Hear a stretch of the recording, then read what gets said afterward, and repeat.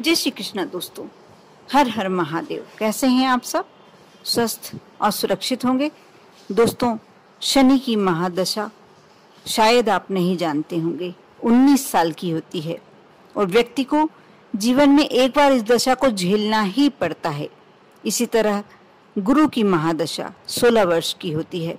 इस तरह महादशाओं का व्यक्ति के जीवन पर बहुत ही ज्यादा प्रभाव पड़ता है।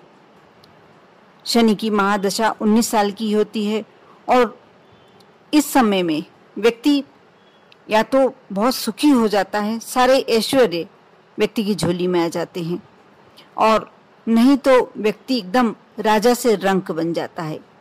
इस तरह महादशाओं का व्यक्ति के जीवन पे इतना ज्यादा प्रभाव पड़ता है।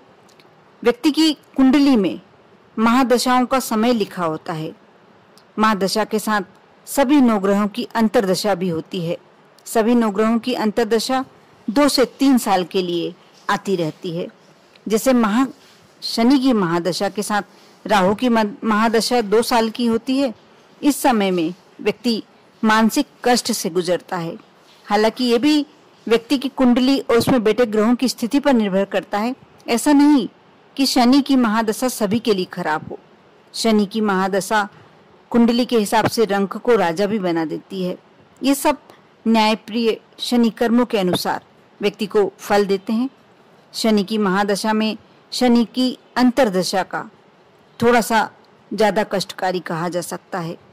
शनि की महादशा में शनि की अंतर्दशा 2 साल 10 महीने की होती है। शनि एक राशि में लगभग 2.5 वर्ष तक रहते हैं। जब गोचर में शनि किसी राशि से चौथे और 8वें स्थान पर जब होते हैं तो इसे ढैया कहते हैं। और 7.5 लगभग 7.5 साल और ढैया 2.5 साल तक चलती है। हर किसी के जीवन में 7.5 हर 30 साल बाद वापस जरूर आती है। सावन का शनिवार इन सभी दशाओं में यदि कोई उपाय किया जाए तो बहुत ही फलदायी सिद्ध होते हैं। इस समय में काल सर्प योग, रुद्राभिषेक कई तरह से इसके परिणामों को राहत देते हैं। इसलिए शनि की 7.5 और महादशाओं से पीड़ित लोग श्रावण के शनिवार को भोलेनाथ को प्रसन्न करने के लिए विभिन्न अनुष्ठान कराते हैं। श्रावण मास में भोलेनाथ को जल समर्पित करना, शमी पत्र समर्पित करना, बेलपत्र समर्पित करना, ये सब तो करना ही चाहिए।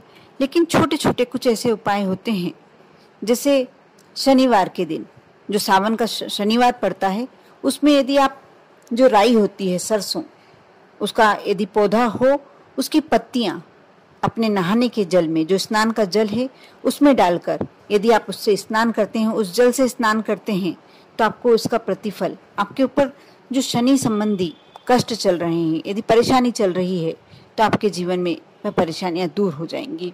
लेकिन आपको लगातार करना होगा। ऐसा नहीं कि आपने एक शनिवार कर लिया और छोड़ दिया। आपको प्रति शनिवार करना ही होगा। जब आपको लगने लगे कि हाँ, मेरे ऊपर से थोड़े से कष्ट कम हो गए हैं, मानसिक, शारीरिक और धन संबंधी कष्ट दूर होते चले जा रहे हैं और अब पूरी तरीके से दूर हो गए हैं, तो आप यह कार्य छोड़ सकते हैं। इसके लिए सबसे अच्छा उपाय यह है कि आप थोड़े से कुछ जल में, कोई बर्तन में, कलश में आप थोड़ा सा जल रख लें और रात को उन पत्तों को, राई या सरसों के पत्तों को आप उस जल में डाल दें, रात भर रखे रहने दें। और कोशिश करें, यदि ये आपके परिंदे पर, जहां आप पीने का पानी रखते हैं, पीने का जल रखते हैं, पहले भी मैंने परिंदे वाला एक उपाय बताया था। उसमें कई लोगों ने कमेंट्स में प्रश्न किया है कि परिंदा क्या होता है। परिंदा वह स्थान होता है जहां आप अपने पीने का जल, मटका, कोई भी बर्तन में भर कर रखते हैं, उस स्थान को परिंदा कहते हैं।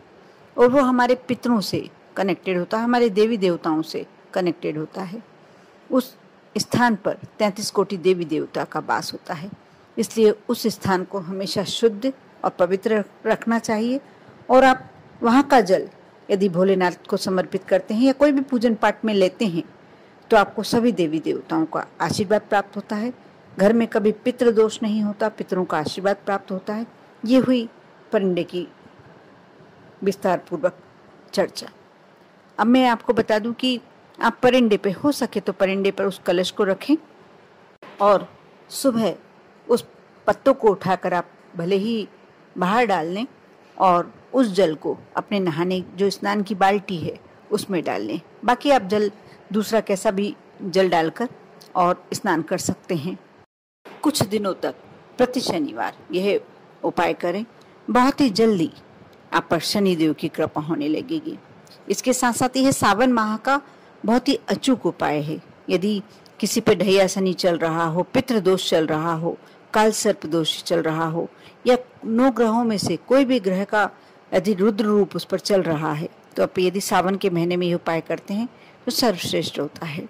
आप पर 9 ग्रहों के आशीर्वाद प्राप्त होते हैं। इसके साथ साथ आपको एक कार्य और करना होगा। आप शाम के समय आप जो जरूरतमंद है उसको जूतों का दान दें। और यदि उसके पैर में 8 नंबर का जूता आता है तो बहुत ही श्रेष्ठ, नहीं तो आप चौक से या कुछ कागज लगाकर उस जूते के नीचे 8 नंबर डाल दें और वह जूता उसे दान में दे दें। आप किसी को भी दे सकते हैं, किसी पंडित को देना चाहें, किसी जो शनिदेव के नाम से दान मांगते हैं उन्हें दे सकते हैं, या किसी गरीब जरूरतमंद को भी दे सकते हैं। उसमें कोई जात का कोई वो नहीं है कि आप किसी विशेष जाति वाले को ही देना है, आप जरूरतमंद को दे सकते हैं। आप जैसे भी वो जूता पहनकर वो चलना शुरू करेगा और वो नंबर जैसे जैसे घिसाएगा वैसे वैसे आपका भाग्य चमकेगा। ये बिल्कुल अचूक टोटका है, इसे आप टोटका कह सकते हैं क्योंकि ये टोटका ही है।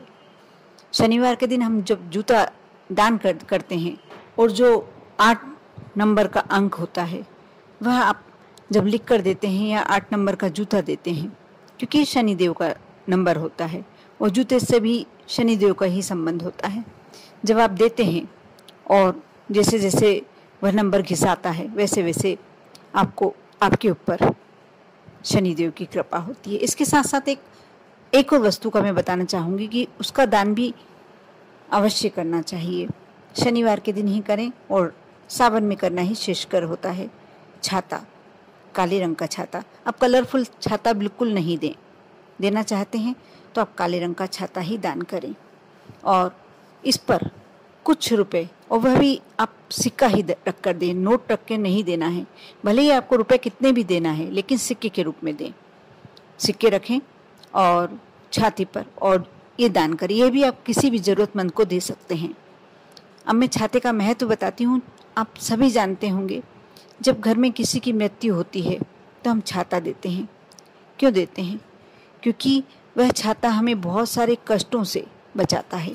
आगे का जो मरने के बाद व्यक्ति की यात्रा होती है उसको सहज बनाता है।